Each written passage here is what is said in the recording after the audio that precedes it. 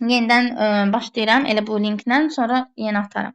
Həvəskar paleontoloq İngiltərədə dəniz sahillərində gəzib dolaşan balaca Mary Anning o zamanlar bilmirdi ki, gələcəkdə onun adı dünyanın böyük alimlərlə yanaşı səslənəcək. O, İngiltərənin güneyində, güney-cənubdur, kiçik bir daxmada dünyaya gəlmişdi. Dənizə yaxın olan evlərini bəzən sel basırdı. Sahili süpürüb təmizləyən külək və dalğalar sərt qayalıqlardakı fosilləri ortaya çıxarırdı. Bunlar milyon illər əvvəl mövcud olmuş heyvan və bitkilərin qalıqları idi. Fosil sözünün mənası zaten bitki və ya heyvan qalığı deməkdir. 12 yaşlı Mary əlverişsiz hava şəraitinə baxmayaraq belə qalıqları toplamağı sevərdi. O, dalğalardan sıçrayan soyuq damlalardan qoruna-qoruna islaq daşların birinin üzərinə digərini atılaraq daşlara yapışmış fosillərin formasına baxırdı. Bir hadisədən sonra Mary qərara gəlir ki, bu əyləncəsi onun üçün bir işə çevrilə bilər. Bir gün o, böyük mollyusk qalıqları ilə dolu səbətlə dəniz kənarından qaydırdı. Təsadüfən küçədə rastlaşdığı qadın yarım krona bu tapıntıları aldı. 10 nəfərlik kasıb bir ailənin üzvü olan Mary'ni bu uğuru vəcdə gətirdi. Şövqə gətirdi, yaza bilərsiniz qarşılıq. Növbəti gün, bu sözlərimizin içərisində var idi, vəcdə gətirmək, şövqə gətirmək, vəcdə gəlmək var idi hətta. Növbəti gün Mary'nin yağışlı və küləkli havada palçıqlı sürüşkən daşlar üzərində təhlükəli iş gözləyirdi. İşini bitirən kimi yenidən yola düşdü. Yaşadığı şəhərin əsas küçəsi ilə gedərkən şüşəli mağazaların vitrində dəbli geyimləri görən Mary arzulamağa başladı. Kəş mənim tapdığım fosillər də bir gün belə bu vitrinə qoyulardı. İllər sonra Mary dünyada ilk dəfə su iftiozavrına məxsus olan bütöv halda qalmış qədim kələzin skeletini aşkara çıxardı. Bu tapıntı böyük məbləğə 23 funt sterlinqə satılmışdı. 24 yaşında isə daha bir böyük kələzə Plezavra aid tam şəkildə skelet aşkar etdi. Mary bir neçə tapıntısını yaxşı pula sataraq yetərli vəsait topladı. Şüşə vitrinli bir ev alıb birinci mərtəbəsində Anning'in fosilləri adlı mağaza açdı. Buraya qədim tapıntılarla maraqlanan paleontoloqlar, təbiətsevərlər və kolleksiyaçılar gəlirdilər. Mary'nin maddi imkansızlıq səbəbindən yazıb oxumağı böyük çətinliklə öyrənə bilməsinə və ancaq orta məktəbi bitirməsinə baxmayaraq, onun paleontologiya sahəsindəki bilikləri bir çox akademiya üzvlərindən artıq idi. Tapdığı fosillərin hansı heyvana məxsus olduğunu tərəddüdsüz deyə bilirdi. Paleontologiyaya aid elmi əsərləri oxuyur, bunları bəzən yenidən yazırdı. Şəkilləri isə o qədər diqqətlə köçürürdü ki, orijinalından ayırmaq mümkün olmurdu. Mary Anning'in tapıntıları insanlara qədim dünyanı tanıtdı. Bundan başqa, həmin dövrdə qadınların elmlə məşğul ola bilməsi şübhə ilə qarşılanaraq qanunla qadağan edilsə də, o bu əngəlləri də aşmış oldu. Gəlirik 91-ci suala. Tərkib hissələrinə bağlı uyğunluğu müəyyən eləyin deyir. Adı deyir, Mary'nin ilk uğuru ona böyük stimul verdi. O, 10 yarım onluğu idi, nə idi? Bax, ona satır. İlk uğuru oradadır. Çünki deyir, yox, 10 nəfər oradan ağlımda qalıb. Deyir ki, bir günləri gedəndə yolda təsadüfən deyir, yazıb. Təsadüfən küçədə rastlaşdığı qadın yarım krona bu tapıntıları aldı. Deməli, onun ilk uğuru hara gedəcək? Əsas hissəyə. A-nı yazırıq 2-yə. B-də deyir ki, Mary'nin əlverişsiz təbii şəraitində üstünlükləri ola bilər. Əlverişsiz təbii şəraitin üstünlükləri, deməli, burada yazıb külək və dalğalar sərt qayalıqlardakı fosilləri ortaya çıxarırdı. Bu təbii şəraitsizlikdir də, belə deyək. Əlverişsiz təbii şəraitdir. B-ni hara yazacağım? Girişə. A-nı 2-yə, B-ni 1-ə yazıramsa A getdi, C getdi, D getdi.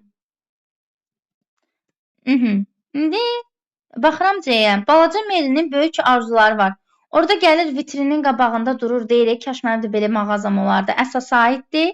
Cavab artıq qalır, hazırdır Y variantı. D-də deyir, Mary ona qədər mövcud olan düşüncələri dəyişə bildi. Bax, burada yazmışdı. Çünki qadınların elmlə məşğul ola bilməsi şübhə ilə qarşılansa da əngəlləri aşır. D-ni yazsan nəticəyə.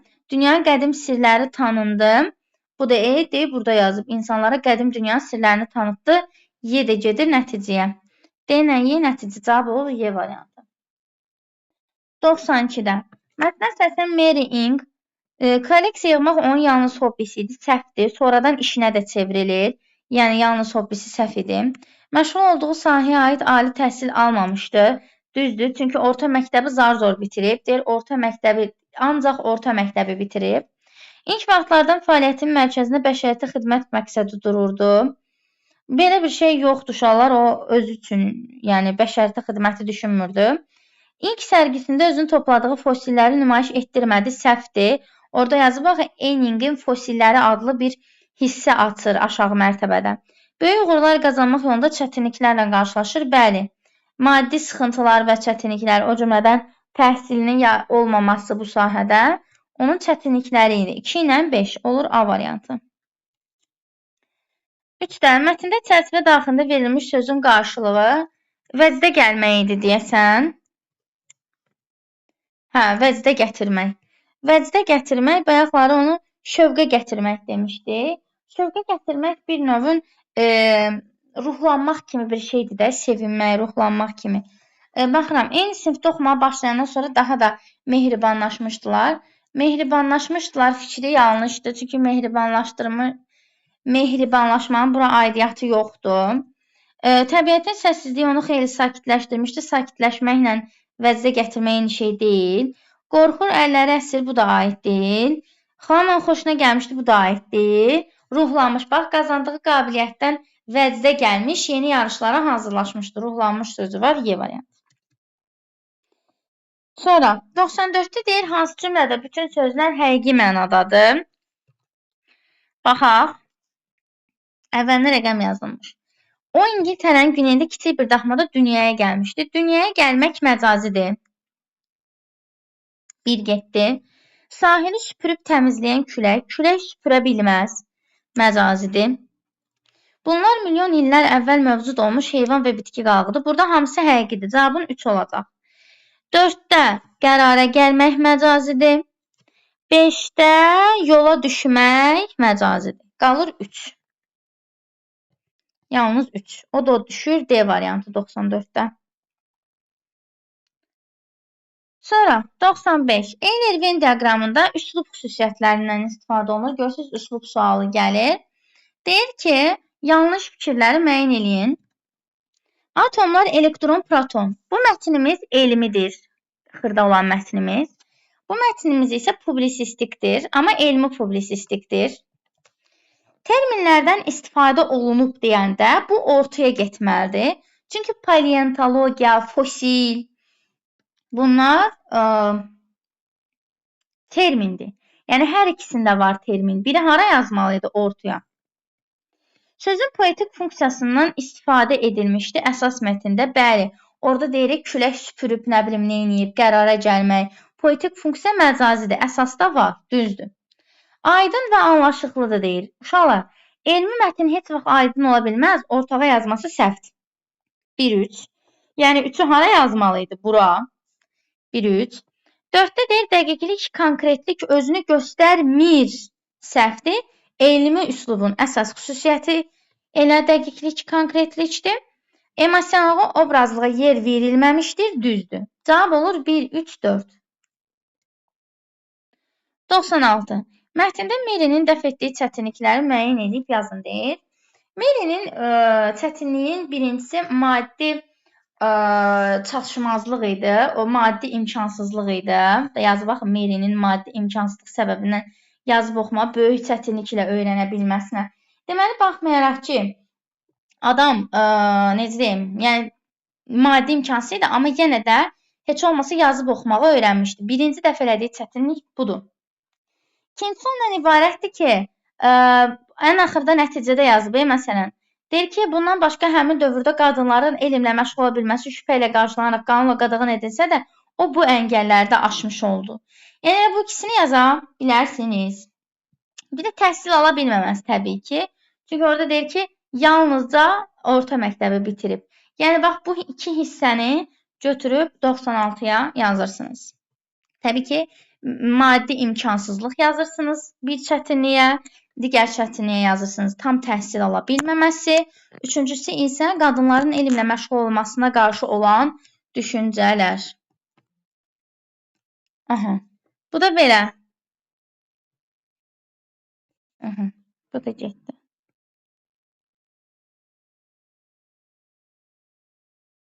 Xeyr, olmaz. Evlərini su basmaq onun qarşılaşdığı çətinlik deyil. Dəf etdiyi çətinlik nə deməkdir? Yəni öhdəsindən gəldiyi çətinliklər. Evinin su basması onun yəni nə çətinliyidir ki? Çətinlikdir, amma Mary'nin bu sahədə inkişafına təsir edəcək çətinlik deyil də. Yəni biraz məntiqli fikirləşin. Kasıbçılıq yazmaq olar. Bəli, maddi imkansızlıq elə kasıbçılıq deməkdir. Kasıblıq yazsanız daha yaxşıdır. Kasıbçılıq biraz danışıq dilində çıxır. Sonra mətndə və işarə qoyulmuş sözlərin qarşılığını istəyir. Deməli, üçbucaq, kvadrat və dairə. Üçbucaq. Güney bayaq dedim, cənub deməkdir. Güney, quzey, şimaldır, güney, cənub. Bu heç. Sonra o birisi sözümüz tərəddüdsüz, yəni şübhəsiz demək olar. Qəti ola bilər, şübhəsiz deyə bilirdim. Orijinal da əsl deməkdir. Əsli. Deməli, orijinalı, əsli. Bura yazdıq şübhəsiz. Fikirləşmədən olmaz. Xeyr. Çünki fikirləşmədən feili bağlamadır, tərəddüdsüz zərfdir. Üçbucaq isə nə idi? Güney, o da olurdu cənub. Cənub, şübhəsiz, əsli. Nitq küçələrinə diqqət eləyin. Xahiş edirəm.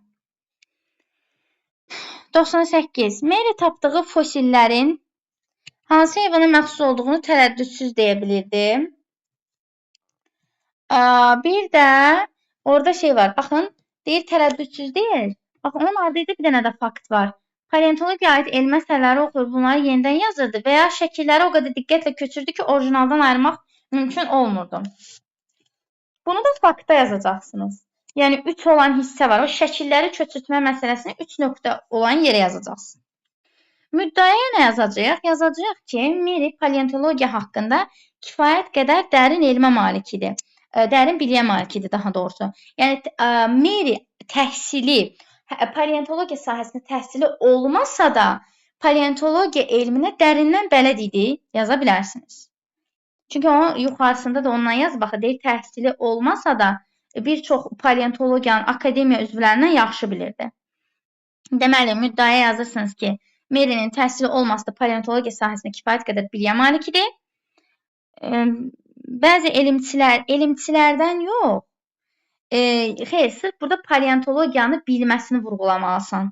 Kimlərdənsə üstün olub olmamasını deyil də, yəni təhsili olmasa da paleontologiya sahəsində, Mary'nin paleontologiya sahəsində təhsili olmasa da, paleontologiya elminə dərindən bələd idi, yaza bilərsiniz. Vurğulamalı olduğunuz məsələ budur. Çünki fosilləri tərəddüdsüz deyə bilir, şəkilləri orijinaldan əsla fərqləndirmədən çəkir. Deməli, paleontologiya dərindən bələddir yazırsınız. Digəri isə gəldik, çıxdıq